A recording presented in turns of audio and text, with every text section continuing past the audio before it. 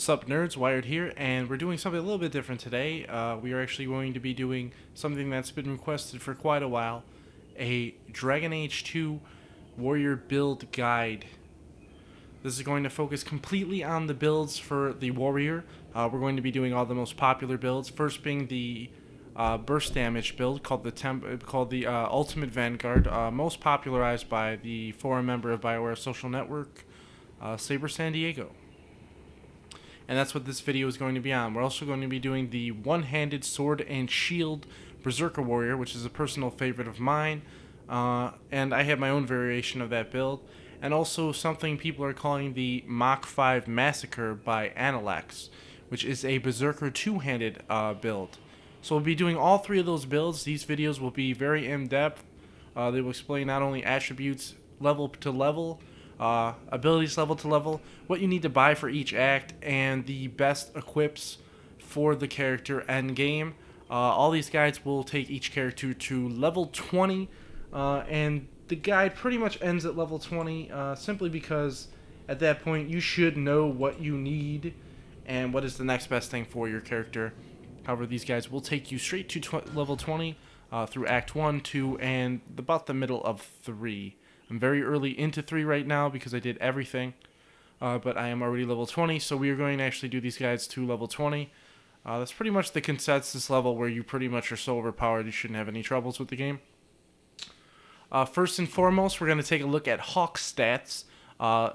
This build is actually called the Ultimate Vanguard. It's actually only builds up to level 13, and Sabresandiego pretty much says you have to finish it yourself. So we're actually going to do that ourselves. First and foremost, Strength, Willpower, and Constitution are your 3 stats to look at in this version of the build. This version specializes in area of effect damage, burst damage, which is high numbers, but it does not have great sustained DPS. It has a lot of downtime. Downtime means spots where you will not be able to cast your big spells, and you'll be waiting for them to cool down. However, when it does burst, it really does burst. You can kill a huge group of enemies extremely fast, but you do run out of juice after a little while. So if this sounds like the playstyle you like to play as, this is definitely the build for you. This build is actually better at killing boss type characters than the other 2 usually are. However, it does lack the defensive power and the attack speed of the other 2. However, let's get on with this. We're going to do the usual stuff. Attributes first: Strength, Willpower, Constitution. The trifecta for warriors. Those are the only things you're going to focus on. If you're putting points in Dexterity, you're doing something wrong. Obviously, if you're putting points in Magic Resistance, you're just hurting yourself. Yes, you'll think, well, I'm getting a lot of Magic Resistance. However, what you don't know is Magic Resistance actually does affect your positive spells as well. That means 50% Magic Resistance, like the end tier ability in the Templar tree, will actually lower the duration of your haste buff by half. That's not good. We don't want that. That's just not good. Cunning, you're not going to need things like that. Willpower is a decently important stat, but your 2 you're going to be looking at most is Strength and Constitution. Now you're probably asking yourself, how do I prioritize Strength to Constitution? Well, the way I suggest that is to base it off gear. Gear is pretty much all you're going to need your stats for anyway. I mean, the damage buffs are there. However, they're not as noticeable. Every 2 points of strength will give you 1 in pretty much raw damage. So as you see right now, these are the actual starting stats for a level 1 warrior. This is with no equipment on and completely naked character. This is with no buffs, no items, no jewelry, no stat increases. All the stat points are sitting right there. Now, obviously, I have more stat points than you're going to naturally have at this level. That is because I've bought all the tomes in the game. I've gotten all the bonus stats I can. However, you can get an extra 2 bonus stats at this point, but I do not have the Dragon Age Origins 1 save to do that. So I only have 78 points at level 20 instead of 80. However, you will not have this many unless you choose to side with the Torpor Demon during the Night Terrors quest. So make your decisions now. If you don't care and you only care about optimizing your character, then I will actually give you... actually, there's a video on my website, or not my website, my channel. On my channel, that you can actually view. I believe it's in the 50s. You'll find it though. It is labeled as Night Terrors. Check that out. That'll show you all the puzzles to get the stat points, and will also show you how to get the 6 stat points from siding with the demon. Either way, we're at level 20, 78 stat points. So let's get on. I'm going to go doing this level by level. What I think you should have at a certain level. We have to factor in also that the attribute points you should have, and also the ones you can buy. I will expect you to have these attribute points by the end of the current act they're in, otherwise you will lose them, meaning I will expect you to not only have bought the attribute tome from the Black Emporium, but also the one that you can get from people like Island the Crafter in Act 2, and other characters like so. At this point, I'm not going to tell you exactly where to get everything is, but after we do attributes, I will list them a little bit more.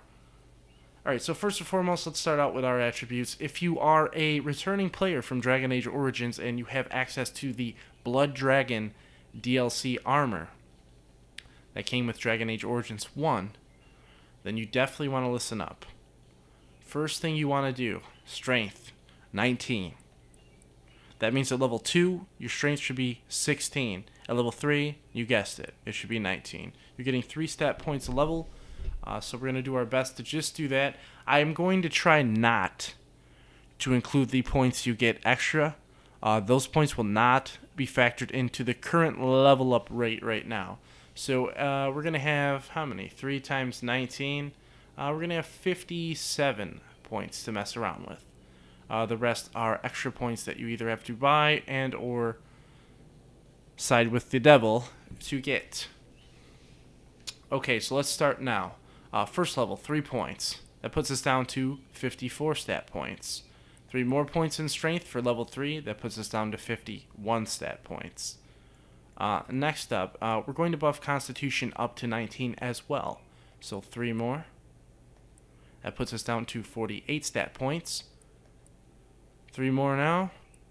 That puts us down to 45 stat points. And now we have a conundrum. Do we put 3 points in Constitution, or do we put 3 points in Strength? What I do is usually this. At this point, you're about level 6. So at level 6, what I usually do is 1 point in Constitution to wear the armor, 1 point in Willpower, and I max out Strength at 20 right there. Remember, you only get a damage bonus if Strength is actually an even number. So 21 will only give you attack, which does affect your basic attack, a chance to land a normal hit. However, it does not have any effect on abilities. Abilities always land, they cannot miss. So at this point we have 42 points left. We started at 57. That puts us at about level 5. So right now we're at level 5. Our strength is 20, our willpower is 12, and our constitution is 19. Next up is level 6. At level 6, I like to pump more strength and 1 more into willpower. Now, as far as the Templar is concerned, you want 125 stamina at level 7. It is important that you have 125 base stamina at level 7. So, what are we going to do about that? We're going to make sure at level 7 we have 125 stamina. So now we have 200 hit points at level 7, 125 stamina, which is where we want to be, and 22 strength. Why 125 stamina, you ask? Good question. 125 stamina lets you actually sustain one of the buffs from the Vanguard tree, either control or might, and also lets you use all your burst abilities in a row without having to drink a potion in between.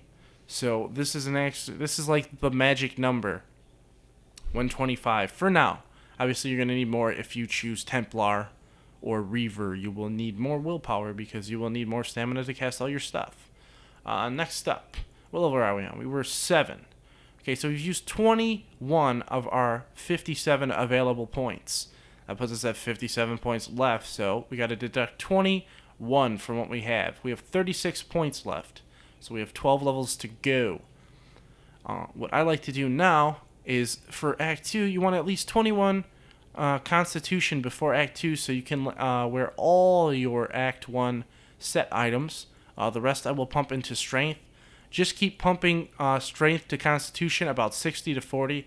So if you're at 30 Strength, You should have 20 Constitution by then. How many points did I just use? Alright, so at level 11, it should look pretty much like this. This is without buying anything. You will end Act 1 at level 13 if you have done everything. If not, you will end it obviously a little lower. At this point, we are at level 11. For level 12, our stats are like so. You will probably have most of the set armor at this point. You might not have the chest that gives a bonus to 1. So I like to do this.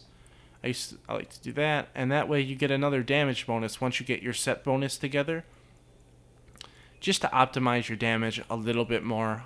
Secondly, this lets you wear all your armor and the Oathbreaker that requires 30 strength. So, alright, next up. We are now level 12, and how many points do we have left? We have, what are we, level 12? We have 21 points left to distribute. This is fairly simple. You're going to need at least 25 Constitution to wear your Act 2 set, but the Act 2 set isn't that great. It will be replaced very early in Act 3, but you will want to at least have 30 Constitution by the end of then. Remember, these are just base stats. So at 25, we're going to stay there.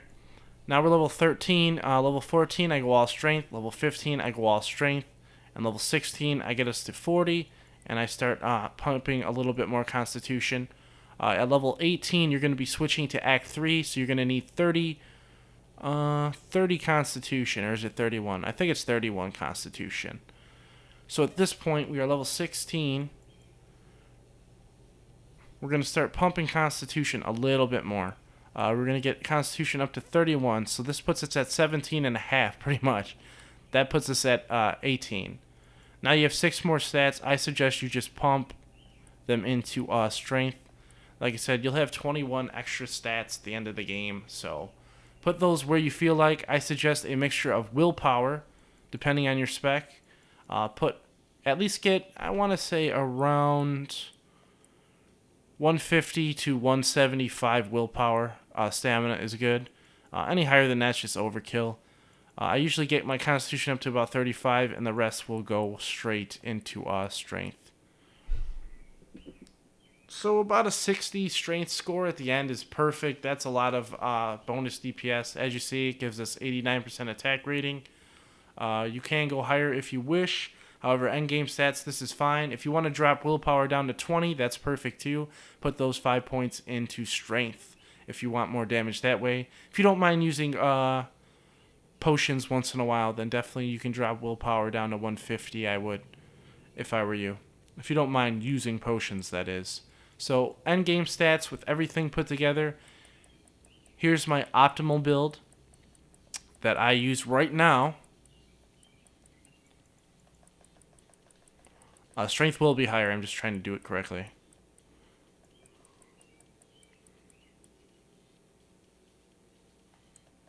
I like to get 20 willpower for 150 because you will have items that increase your stamina.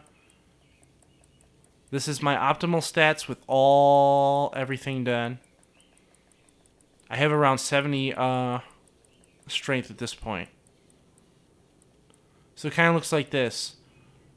You will get bonuses from the items you're going to be picking up. That includes the cinch, the 7 deadly cinch, the attribute increase, oh my god, what is it called? The Rune of Valiance, which gives 7 to all your stats. I also use the Etched Ring of the Twins, which gives you +2 strength. And also, there is another ring I use that gives you +2 to strength and also immunity to flanking. Actually, it gives you +1 to all attributes and immunity to flanking. Also, I use the necklace that gives +1 to all attributes. So in the end, you're going to have around 72 to 74 strength at level 20. The rest of the levels, I suggest you just pump strength. End game, your strength stat should be, I want to say 80-ish. If you did everything right. Obviously, it'll be 75-ish if you did not side with the demon, which is perfectly fine too. It'll be around 74 to 76 if you didn't side with the demon, depending on if you have avernus and things like that. But that's endgame stats we're talking about. Those are optimal. I think this is the best you can do pretty much. This is a nice mixture of life and damage with a good amount of utility. But you know what? Attributes are not that important in comparison to abilities. How you build your hawk will mean the difference between life and death anyway. And the most important thing is putting the right abilities in the right slot at the right time.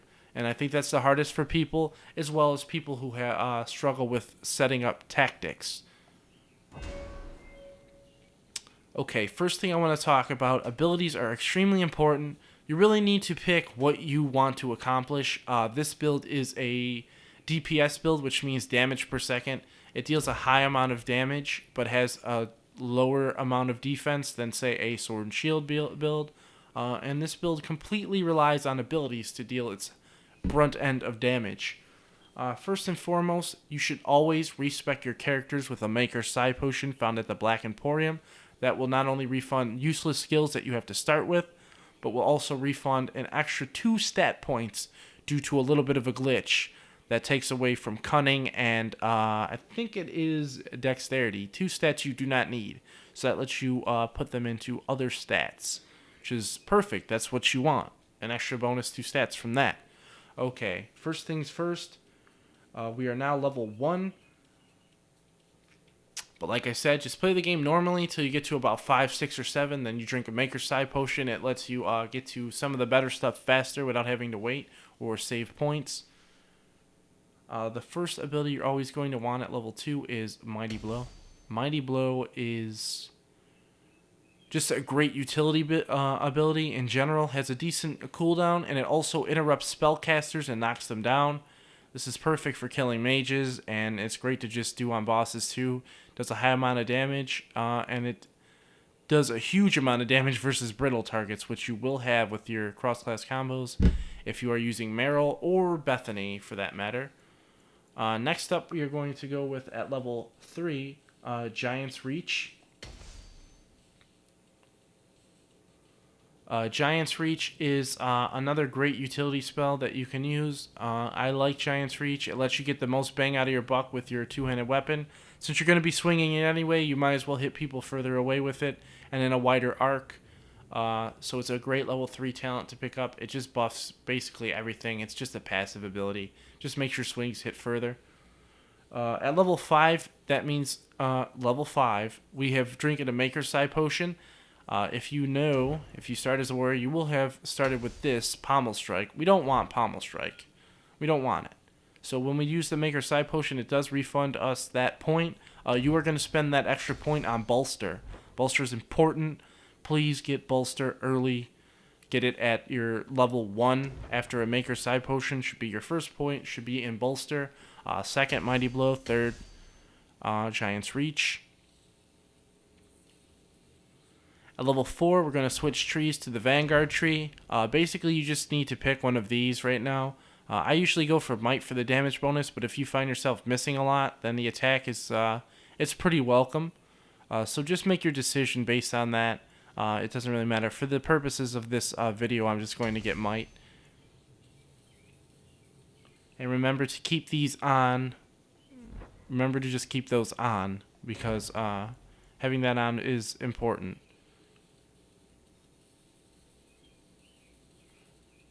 Okay, next up we are level 5 now, and the next ability we're going to be getting is Scythe.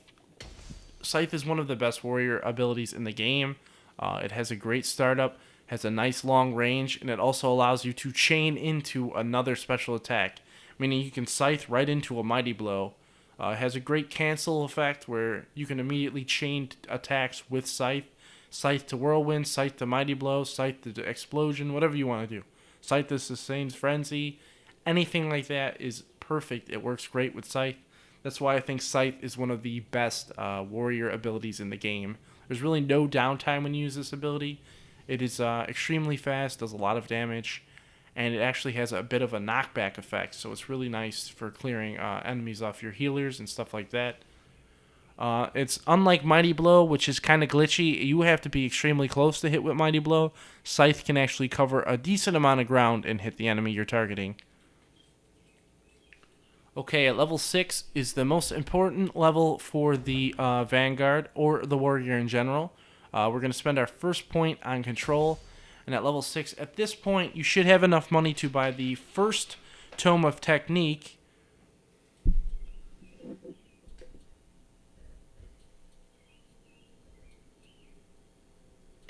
The first Tome of Technique from Hubert's Fine Goods in Hightown. Remember that name, Hubert. You'll be doing quite a few quests with this guy. He owns the Bone Pit. Yes, it's very charming, I know.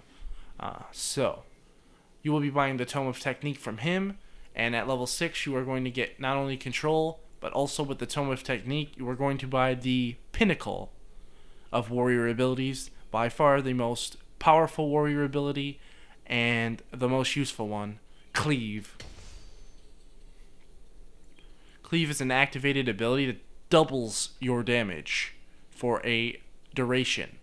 You have to remember, it may say 10-second duration, 20-second cooldown. This ability starts cooling down as soon as you use it. Meaning if it lasts 10 seconds, it's only going to be cooling down for 10 seconds after, because as soon as it wears off, it's already cut 10 seconds off the time. So it counts down as you use the ability. So this is a 10-second cooldown that gives you 100% damage increase. That includes every ability you use. Basic melee attacks, Mighty Blow, Scythe, Whirlwind, everything. This is by far the most powerful ability, in my opinion, in the game. Nothing doubles damage like this thing does. Not without a cross-class combo. This even increases cross-class combos. So if something's doing 300% damage, it's going to do another extra 100% damage. So it's pretty crazy how much damage you can get up to. And it really lets you do Warrior do the highest single target damage in one hit that any class can. But it is a buff. It does take some downtime to be casting this every fight. But the half a second it takes to cast it is worth it in the long run. Okay, enough about Cleave, man. I could seriously write a fucking 6-page essay on why Cleave is badass, but I'm not going to. Let's move on. At this point, we are level 6. We are probably poor at this point because we just bought that tome to get Cleave early. Alright, so at level 7, it's all easier. We're going to switch trees again back to two-handed, and we're going to get the top tier ability in the two-handed tree, Whirlwind. Whirlwind is a great ability as it hits in a 360 degree arc and it hits pretty friggin' hard. It's pretty much going to be one of your standard rotation spells, and by rotation I mean once you pop Cleave, you're probably going to be like Scythe, Mighty Blow, Whirlwind, and that's pretty much your burst. Now you have to remember a lot of these abilities that you see unlocked now will not be unlocked at the level you're trying to get them at. So please just follow this guy to the T unless you're level 20 already. Then you'll have all these and you can just do them in whatever order you want to. However, the way I'm doing it is assuming you start at level 1. Next up is a level... we are level 7, right? We also get a specialization point at level 7. Now specializations are basically just focuses that you want to pretty much focus on. They're all actually pretty good for Warrior. I don't think Warrior has a bad tree. It's not like Mage or Rogue. Rogue has one bad tree and Mage has 1.5 bad trees. Because one tree is half useless and the other tree is just completely useless. I won't get into that because I don't want to start a debate. So we're just going to get into what we think is best here. At level 7, I always get Reaver when I'm playing this build. Reaver just gives you a base 5% damage to everything, so it's just a nice little damage boost for what it is. We are going to delve deeper into that tree as soon as we hit level 8. At level 8, where are we at? At level 8, we're going to get Sacrificial, or not Sacrificial, Blood Frenzy. The upgrade is Sacrificial Frenzy. We're going to get Blood Frenzy. Now, Blood Frenzy doubles your damage. The lower you get on health, the higher your damage goes up to 200%. This is an extremely good ability. It can be a game changer. It can turn a hard boss battle into an easy one simply because you'll be dealing so much more damage than you thought. Alright, so at level 8, you're going to get that, and you should just have enough money to buy your next Tome of Technique from the Black Emporium, which will be actually called an elixir of technique. Physical technique, no less. Now, when I say that, we're going to use that extra point to get second wind. This completely regenerates your stamina to full, but it does have a minute cooldown. This helps you get your abilities off more and actually save you a bunch of potions, which lets you kind of sell potions a little more often for more money. But however way you want to play, obviously second wind is a great choice for level 8 as your secondary abilities are being bolstered with this. This will let you pretty much get off faster.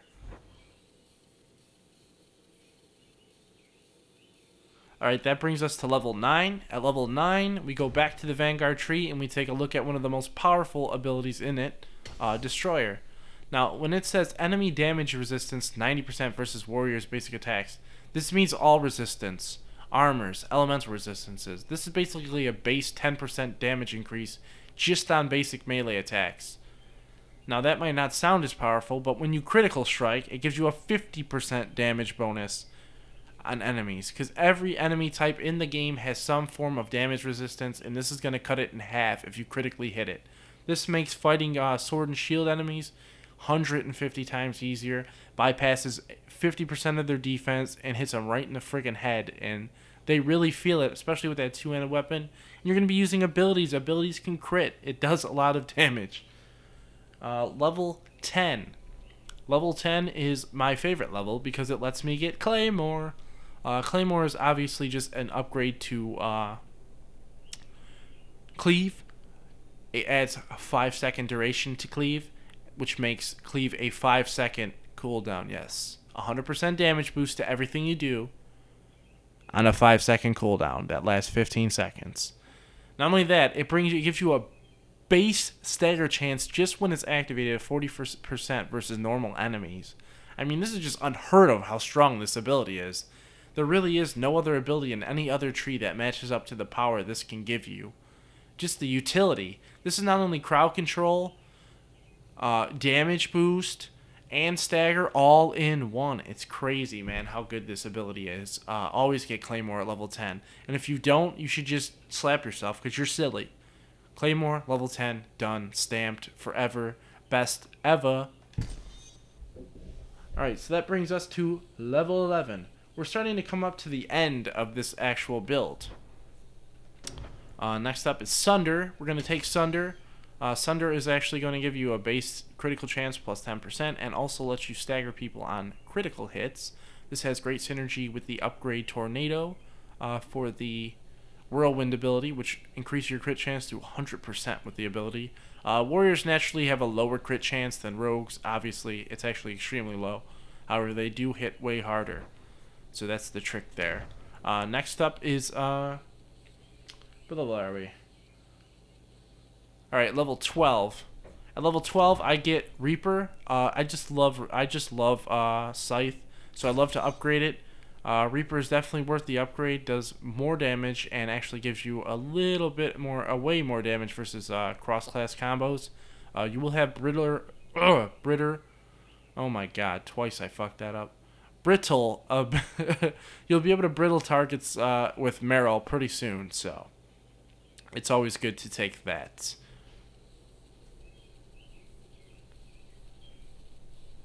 Alright, and now that we go to level 13, and that brings us to Act 2, which unlocks more tomes of technique. At level 13, you should just run. And I'm not talking walk, I'm talking run. I want you to run to Eland's Crafts and Sundermount and buy that Tome of Technique. At level 13, our first point is going into Massacre. This is a great ability to keep your stamina recharged faster. It lets you kill normal enemies as soon as they're below 20% health, and it lets you kill lieutenants at 10% or lower health. It doesn't sound that good, but it is extremely useful. It lets you kill stuff 1/5 faster than usual. Alright, so that brings us to level 13, and that also brings us to our last skill point from the tome. I usually like to go with Killer Blow here. Where's it at? There you go. Alright, and this is pretty much where Sabresandiego's guide ends and pretty much lets you fill in the blanks from here. So from here, I'm going to take the reins and actually start doing everything myself. I'll tell you what I prefer, what I don't like about the build, and why I play Berserker over AoE. Alright, first and foremost, this puts us at the level 14 area. You do get to choose one more specialization at this level. However, in my opinion, the best synergy with this build, because it uses stamina so much, is the Templar. Now, a lot of people might go the Berserker just for the 50% attack speed increase. However, it doesn't translate well because you're always going to be so low on stamina. And not only that, you don't want to be sitting there casting buffs after buffs after buffs if you're not even going to be using basic attacks. I mean, it's kind of not worth it. But like I said, either way is fine. I'll probably do another video, or I might do just both in this video. I don't know.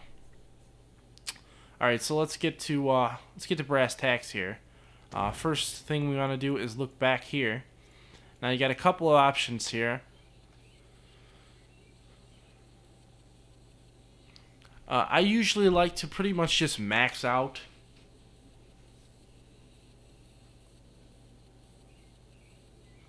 I pretty much just like to max out at this point my two-handed tree. Cyclone, Tornado, these are all very good. Shattering Blow is okay. If you're not like a person that's into Brittle a lot, I wouldn't even touch it. I don't Brittle much, so I don't touch it much. I only upgrade Scythe because it's my opener. That's my opening attack, and I like to have that have the biggest punch it possibly can. Okay, so at level 20, we still have 11 whopping ability points, so you really have a lot of options here. I prefer Sacrificial Frenzy for one. This is a real game changer when I say that. This ability doubles the bonus of this when you use this ability, and it lasts 10 seconds. You can get another 5 seconds cut off the cooldown if you want. However, I usually don't. You can also get upgrades to Devour. Devour is a decent skill, but it has such a long cooldown, it's really not worth investing too much into.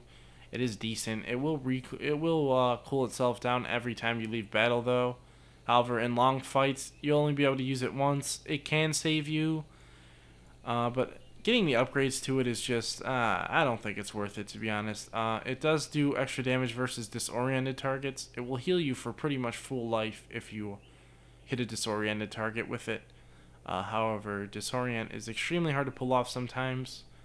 But if you want to build your mage, or not your mage, if you want to build your rogue around that, outside of disorienting shot, really there's no option other than fatiguing fog, which is fine. However, it does kind of put a damper on what you're trying to do, which is get hit to deal more damage with Sacrificial Frenzy. Fatiguing fog actually turns you obscure. But I think you can skip the obscure part and just get the fatiguing fog part. I'm not sure. So anyway, let's stop talking about that and actually get into what we want to do.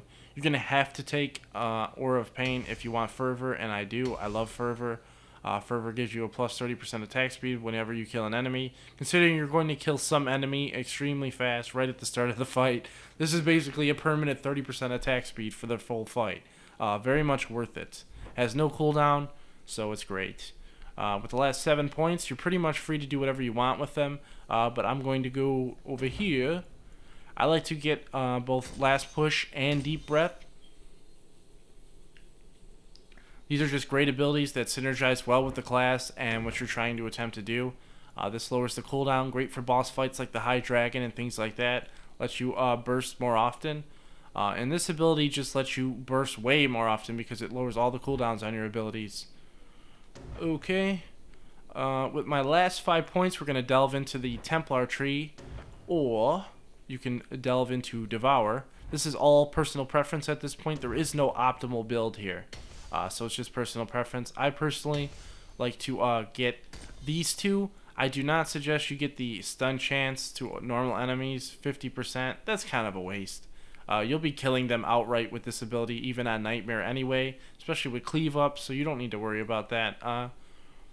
Some of the other abilities I do want to talk about are Silence. The normal Silence is pretty decent, however, you have to take this into mind. You only have 6 slots on console, otherwise you will be pausing. A lot of people hate to pause. I'm one of those people. I can't stand pausing. I mean, it's like someone's tearing my eyes out when I pause this game. So I usually don't get silence and things like that because my bar's filled. However, if you want, Righteous Strike is great. I know 10% seems low, but you stack so fast that you'll realize it's extremely reliable. However, a lot of enemies are immune to silence. Even the actual silence spell that you cast, you'll see that most lieutenants, higher elites, and things like that, the hard enemies that you'd want to silence can't be silenced. Another trick to know is silence actually affects all abilities and not just spellcasters. Silence stops rogues from stealthing, stops sword and shield characters for calling in troops and buffing their party members, and also stops mages from casting, obviously. So silence is a great utility spell for pretty much everything. You do not have to take this, but I suggest you do. With your last point, you have the choice of either going with silence, lasting cleanse. This lets you silence all enemies that are hit by their cleanse. It's a 5-6 meter size, so any close enemies are silenced for 10 seconds when you use cleanse. That tends to be better than just silence. Regular silence lasts twice as long, but it only affects one enemy.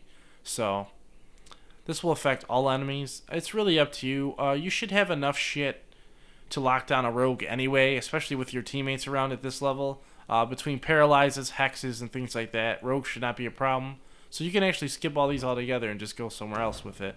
You can get like the 5-second cooldown off this, or you can get a better Devour against disoriented characters, whatever you want. Like I said, this last point is user preference, and even if you want, you can get the last upgrade to Mighty Blow. It does lower the cooldown by 5 seconds and does extra damage to brittle characters.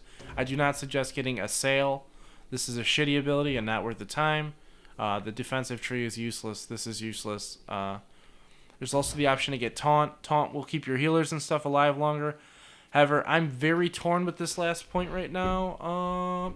But I'll probably get Lasting Cleanse just for the fact that it's 2 silences, and this one's an on-demand silence, which means I can do it whenever I need it.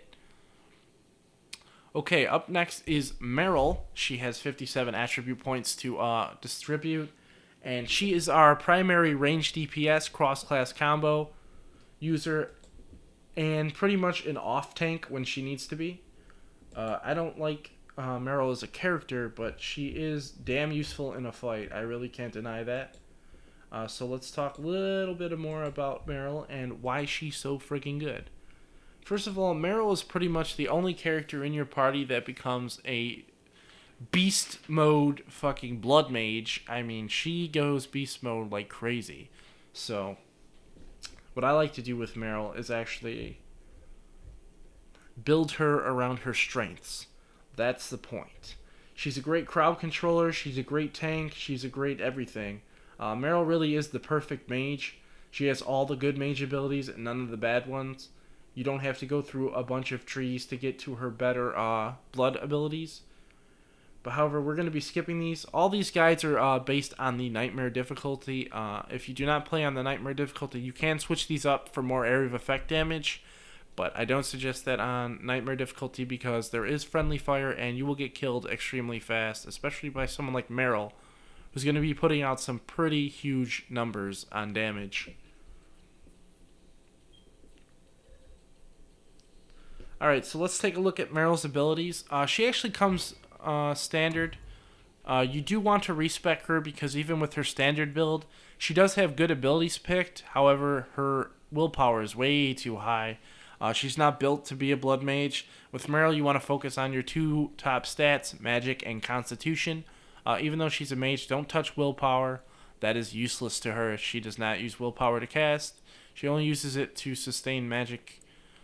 Okay, so with that makes it really easy. I like to do another 60-40 here. Just every 2 magic, put 1 on constitution. So it could look like this. Pretty simple. I don't want to do a level by level guide with this. This is extremely simple. So every time you put 2 in magic, put 1 in constitution kind of deal. So it should look like this toward the end game. Eventually you're going to probably want some more health because enemies like rogues and stuff will be hitting harder at this point. So start pumping constitution. I think a good number for constitution is a base of 30. If you want to go a little lower because you have the Valiance rune, that's perfectly fine. And I put the rest in magic. Usually that puts her at about 62 or 63 magic at the end game, which is just perfect. You really don't need more than that. The damage will be so high at that point, you really don't need more. First ability I get with her is always Stone Fist. Stone Fist is a great damage spell. Has a decent cooldown. Has great physical force, which means knockback or the effect it has on the target. And obviously it does a high amount of damage. It has a low cooldown of 15 seconds. Most damage spells are 20 seconds plus. That includes abilities that the warrior uses as well. So this 15-second cooldown is a refreshing cooldown. It even gets lower, don't worry. There's more lower cooldowns than this. The mage is actually... The primal mage is by far my favorite mage. Seems to just have an answer for everything. Great defense, great offense. So next up at level 2, we're going to get the Spirit Bolt ability. Spirit Bolt is a great damage ability. It penetrates a lot of the defense of a mage's magic resistance. It has a natural ability to penetrate defense. That's why it has a lower base attack damage than the Stone Fist. However, it does only have a cooldown of 10 seconds. This is a great sustained DPS spell. This lets you pretty much have what I call a spell rotation. Most people who play MMORPGs will recognize this term. A spell rotation means basically while one ability is cooling off, you're able to use other abilities until that ability is cooled. And then you can use that again, which starts an endless chain of spell casting. This is what you want. This is what you want to achieve with this character. Next up is the Hex of Torment. Hex of Torment is one of the best debuffs in the game, right behind Mark of Death and Wounding Arrow, which you will find on the Sebastian character, which I suggest you do not use due to glitches that are associated with that character. So Hex of Torment is a good choice at level 3. This will help you kill bosses, lieutenants, elites, things like that. We will be setting up tactics. Don't worry, I got tactics ready for you guys too. They're like, oh god, you can give me the build, but you didn't give me any tactics. What the hell do I do? I am giving you full tactics with this build, don't worry. Alright, level 4 is an easy choice. Elemental Weapons. Elemental Weapons just buffs all the damage in your whole party, and it only costs mana. Guess what? She doesn't use mana to cast, so it's good. It's good. We can have her have a bunch of sustained abilities, and it doesn't matter. Next up at level 5 is Mind Blast. We're going in this tree so heavily because we want Crushing Prison at level 6. And at level 7, we are going to invest our last point at level 7 in Blood of the First. This turns her into a Blood Mage, costs 50% of her mana, and whenever she casts a spell, it uses health instead of mana. So 1 of her health provides 2 mana, so it costs 10 health to cast the 20 mana spell Spirit Bolt, and so forth. You can actually get items that increase that rate. Those are useful. You should probably get those. Alright, next up in this tree is, what are we, level 7? At level 8, we're going to get Rock Armor. Just increases her survivability a lot. You will be completely surprised how much damage she can take, especially on lower difficulties like normal. She will be able to pretty much tank some bosses easily with Rock Armor on and so much Constitution.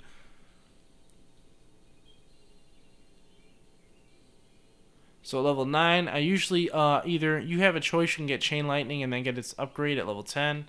I usually get Stone Golem's Fist at this point because Varick will have Disorienting Shot, so it does a lot of damage. As you can see, it grants you pretty much almost double the damage of regular Stone Fist. Very much worth the time and effort to get. Next up, though, is, what level are we? We're level 10 now. Alright, at level 10, we skip out of Primal again, and we get the Lockdown spell, one of my favorites, Crushing Prison. Crushing Prison deals 200% extra damage to staggered targets. If you notice how much physical damage it does, 876. So it doubles that whenever you use it against a staggered target. And if you know anything about anything, then you know that a two-handed warrior is consistently staggering everything, and it does paralyze versus staggered targets. It is just a great spell. That's why it has a long cooldown. By far one of the more powerful mage spells, just by how much it does in one hit. I mean, you really, really can't go wrong with how much it can do to something. Look at 50% attack speed, 50% movement speed, paralyzed 40%, 100% versus staggered targets. It does so much. That's why it is one of the better mage spells. Okay, after that, we're going to actually go to a tree no one expects you to go to, but it is actually got a useful spell. Winter's Grasp. This is one of the better spells in the game. It is a tier 1 spell, however. As you can see, this is actually one of the strongest spells. This works on bosses. It slows enemy attack speed by 50% and their movement speed. This works against all enemies and has no effect due to rank. This is perfect. Great for boss killing, great for boss nerfing, and great for targets like assassins who like to run away. You will also have another counter to assassins as this character, however. Alright, that brings us to level 12 and brings us back to the primal tree where we finally get Chain Lightning, the main DPS spell of Merrill. Chain Lightning is a huge factor to the to your cross-class combos. As you see, it does 600% versus staggered targets. So, as you know already, that's a whole lot of hooch.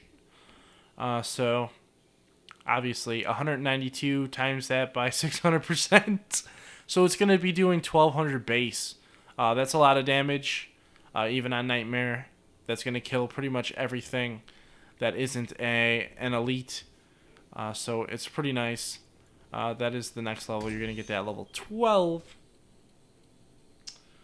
Okay, or actually that's level 13 you're going to get that on. Okay, level 14, we're going to move all the way back to this tree, and we're going to get Whore, and then we're going to get Despair.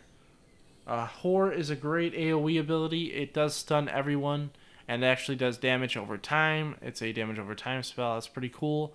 It synergizes with a lot of the high-end staffs in the game, especially the best staff in the game, which grants a whopping 34% bonus damage to spirit damage. So, yeah. That's another lot of hooch. Next up, we're going to get Misdirection Hex, a great debuff spell that pretty much kills enemy rogues. It pretty much renders them impotent, so this is just a great spell for survivability. On the next level, level 17, we are going to get Shackling Hex. This pretty much destroys rogues. They can't do anything. They're not even... They're basically just big piles of goo waiting to be stabbed and eaten. And they'd probably be eaten by... Shit, who's a cannibal? Andrus. Andrus probably eat him. I don't know. Next up, I like to get Death Hex.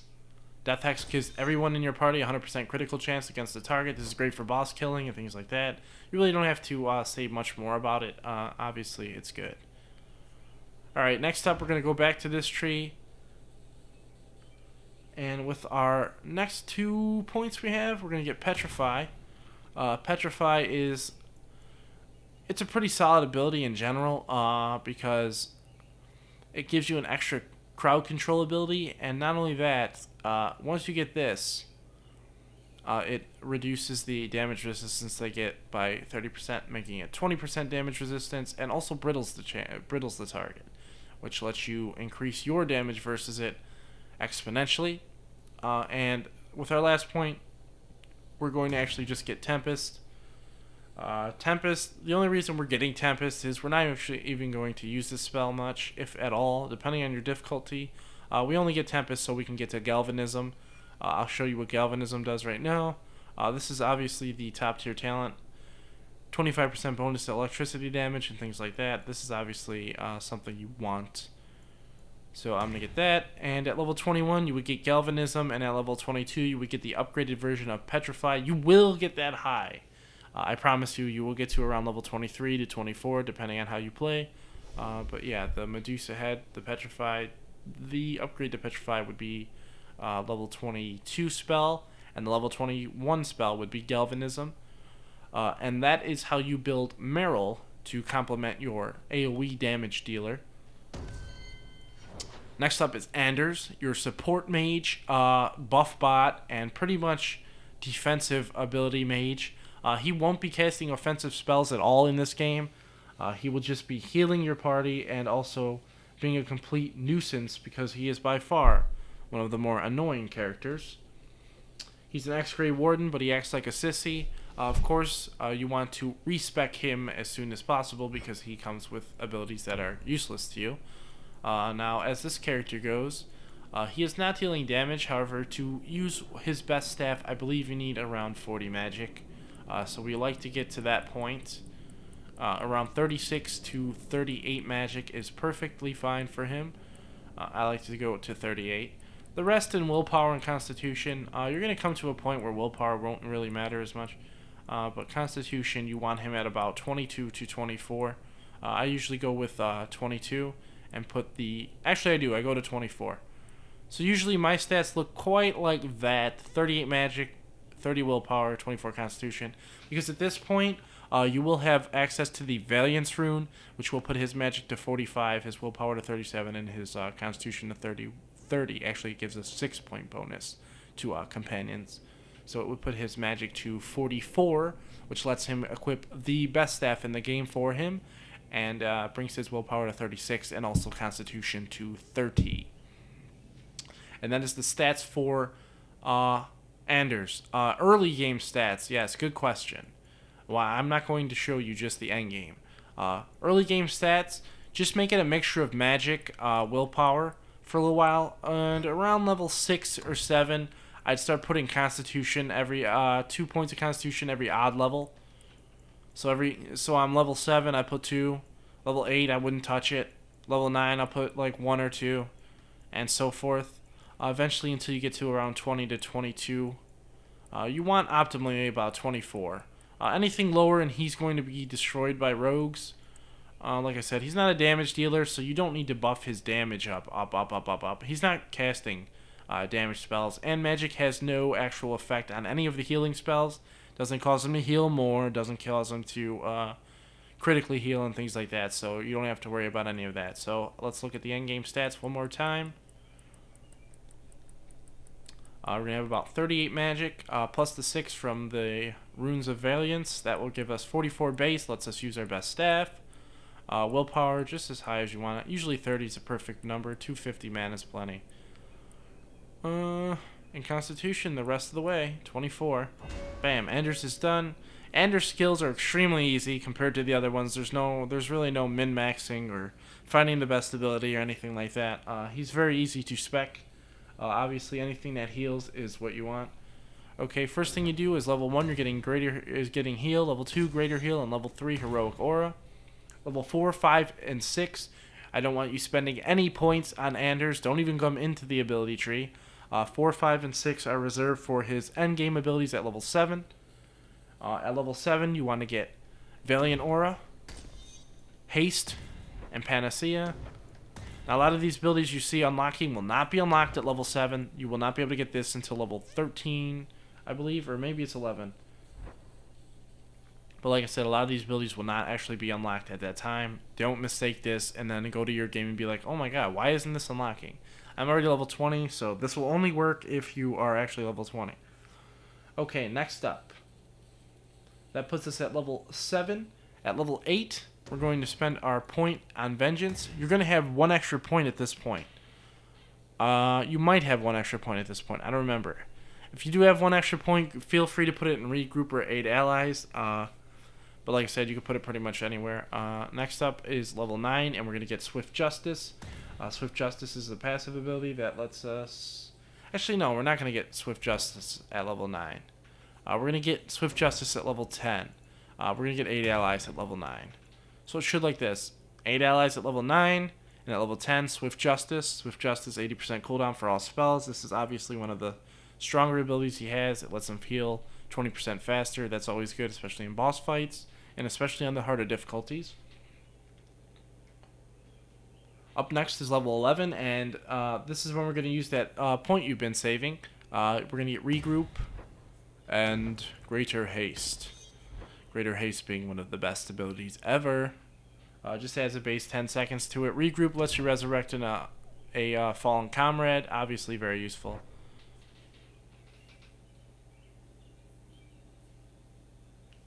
At level 12, we're going to focus more on Andrus' survivability and get him rock armor as well. This keeps him alive way longer than you think. Rock armor is really, really good because it pretty much any melee damage, who are the only people that are really going to be attacking Andrus are melee characters or ranged physical damage dealers like archers, because you will be killing the mages as soon as they come out, so you don't really need to worry about mage damage if you know what you're doing. But yeah, rock armor definitely a good pick for level. What level were we? Level 12. Level 13, we're gonna even bolster his defense even more by giving him Mind Blast. Mind Blast lets him lower his threat reduction, and pretty much just keeps melee enemies off his nuts. That's always a good thing. We don't want our healer dead. I mean, unless you really don't like him. I really don't like him, so if he dies, it's okay. Next up is Barrier, a great utility spell. Can be used on not only yourself, but also other characters in your party. Just gives a base 50% damage resistance for 6 seconds. It's good for when characters like Hawk get crowd controlled, like stunned or knocked down, where he takes extra damage or he can't defend himself. That's usually how I use it. But it is not as crucial as you think. It is actually casted fairly rarely, unless you put it on him.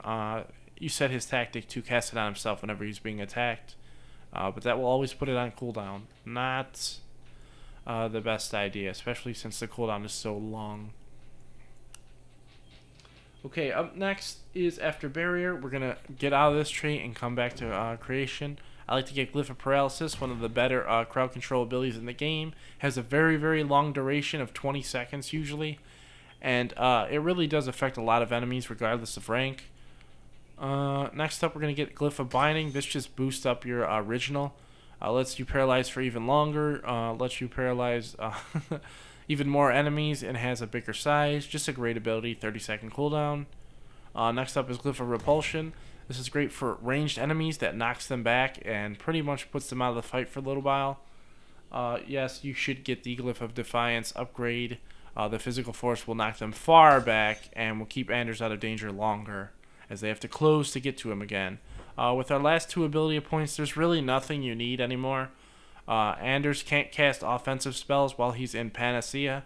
So really your only decisions here, what I usually do is I get the upgraded version of Mind Blast. And I also get like something stupid like, I don't know, you can get Arcane Shield if you want.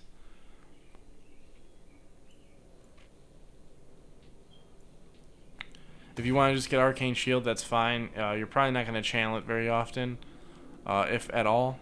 It's just there to get 4 points in the tree, so you can get the upgraded Barrier at level 21. After that, there's really nothing Andrus needs. Andrus is done. There's nothing else you need on Andrus at all. Okay, next up is the my favorite character in the game, and also one of the most useful party members, just between his mix of crowd control, threat redirection, and also damage. He is just a great all-around character, has a great personality, is well voice acted as well. He's by far my favorite character in the game. So, with all that said, let's level him up. First and foremost, Varick is your ranged melee, and actually not melee, but ranged physical damage dealer. He is not a mage, obviously. He is a rogue. His most important attributes are dexterity, cunning, and constitution. You really don't need to buff his willpower much, but he does tend to be what we call a potion whore. He will chug potions like no one's cousin, so you need to chill out on him a little bit. But in general, he is by far the best archer character in the game. First and foremost, attributes for Varick. We want to focus on dexterity and cunning with more emphasis on cunning. Varick is very much our chest opener. So by Act 1, you want him to have at least 20 cunning. At 20 cunning, he can open every chest in Act 1, and also most of the chests in Act 2. However, how I work it is the last 3 levels when you are in the deep roads, I like to just go full cunning in those last 3 levels to put him in around 29 cunning at Act 2, but we will do all this in a second. When you get Varick, you will want to respec him because he will have some useless skills that you don't use. Things like Miasmic Flask and stuff like that. However, if you are going to go the Saboteur route, and you do like that ability of Disorientation to buff your... what does it buff? It's more or less more for Sword and Shield Warriors as it is for two-handed warriors, because sword and shield warriors get a damage boost versus disoriented targets, and two-handed warriors do not. So this is a two-handed warrior build, so we don't go that way with this build, but I will talk about that more in the Berserker build. Okay, first up is Dexterity. This is the main damage stat. Increases his crit chance and also increases his DPS with his bow. This character is completely naked like the rest and has no actual damage abilities on right now. So this is all base stats. What I like to do in the early game is usually get his dex up to about 20, and we're going to keep it there for quite a while. Obviously, he's not going to be a powerhouse until about mid-game, where he gets his own buffs from his tree. We're also going to focus completely on cunning in the early game. So I want to say level 1, he'll give him 16 dex, level 2, 19. We'll stop at 20, and I will start buffing cunning. So this puts us at level 3, level 4, level 5. And at level 5, you should have 20 dex, 20 cunning. We're going to stop on cunning at that point and start buffing only his dex to 26. That puts him at level 7. At level 8, we're going to put all 3 points into Constitution. At level 9, we're going to buff dex to 28 and put 1 in cunning. At level 10, we're going to go 3 cunning. At level 11, we're going to go 3 cunning. And at level 12, we're going to go 3 cunning. That puts him at 30 cunning. The rest of the stats, you will put 1 in here and 2 in dex. This is all good for Act 2. He can open every chest, and he will have a decent amount of damage going here. As far as stats at this point, pretty much user preference. I like to go 2 to 1 here for a couple levels. This puts us at level 16. So at level 16, his stats would look something similar to this. Willpower, you will need to buff this a little bit. I like to put about 3 or 4 points in that eventually. Simply because of all his sustains, you're going to want him to be able to use his abilities a little more often. So at level 20, at this point, we're going to be able to get the Valiance rune. So 34 cunning is the optimal here. He will have 24 constitution and 21 willpower. So you really can just go 14 willpower in this character. So endgame stats, let's just show endgame stats. Just follow here. Remember, you can always respec if you get it wrong. This is how I like to see my endgame stats. Cutting at 34, so we can open Master Chest with the Valiance rune. Willpower at 14. Constitution, you want about at least 19, so he gets 25 with the Valiance rune. And the rest, put 42 here, and we'll make it like that, so it's 26. So I have 26 Constitution, 20 Willpower, 34 Cunning, with plus 6 is 40 Cunning and 42 Dex. That's perfect. That's how I build my Varick for the end game. First and foremost, Varick is a great buff character for himself, and he's pretty much all about himself. He doesn't really buff your companions, but we will be using him primarily as a damage redirector, or a threat redirector. First ability you want to pick up, and remember you should respec this guy at level 5, is Rapid and Pinning Shot. Pinning Shot is one of his best abilities, a great crown control ability, does a nice amount of damage, also has a great duration. So this is definitely an ability to pick up. I love that ability. It's by far my favorite archer ability. I have said this a million times though, so I'm not going to keep saying it. Alright, next up is level 3, and we skip from this place to Blindside. Blindside is basically a 20% damage boost versus any enemy that is not targeting or attacking Varick at the time. This is pretty much going to be always active and makes Varick a great DPS dealer, damage dealer. Next up at level 4, we take Armistice. This keeps Andrus alive as it as it lowers all threat from all characters in a 10-meter radius. This is obviously great for characters that like to pull threat like Andrus or Merrill. So Armistice is a very important spell. Next up is we're going to switch out of here and just get Bursting Arrow. The reason we get Bursting Arrow is not actually to use Bursting Arrow. It is to unlock Disorienting Shot. We're not actually going to be using Bursting Arrow. It's a very, very poor spell in my opinion. It has a decent cooldown on it, but the problem with the spell is it just does not scale very well with level up. As you can see, it does do a lot of damage versus brittle targets, but look, the base damage is only 89. I mean, that doesn't scale with your weapon at all. It stays at 89. I think this is a game bug, but I can't be sure. But Bursting Arrow is extremely underpowered ability. I do rather get Disorienting Shot because not only does it make more damage, but it actually adds more damage just by boosting it than Burst Arrow even has in general. So I never get Bursting Arrow upgrades. That's just a useless spell. Hail of Arrows is much better for some reason. Alright, so this brings us to level 6. Whoops, sorry guys. We're going to just do this real quick. Sorry, accidentally hit O. Okay, so now we're at level 6, and level 6 we're going to get Goad. Goad lets us take threat from one character and move it to another. This is great for keeping Andrus alive, Merrill alive, things like that. There's not much I can say about this ability. It's an extremely important ability. But we've now come to level 7, which gives us access to his skill tree.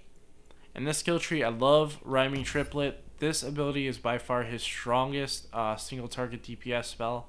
Even stronger than Archer's Lance, I believe.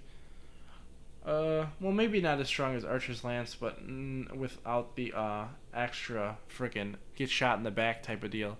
Archer's Lance does penetrate, and I believe it does penetrate your Hawk if he's in the wrong place at the wrong time, which doesn't sound too fun to me.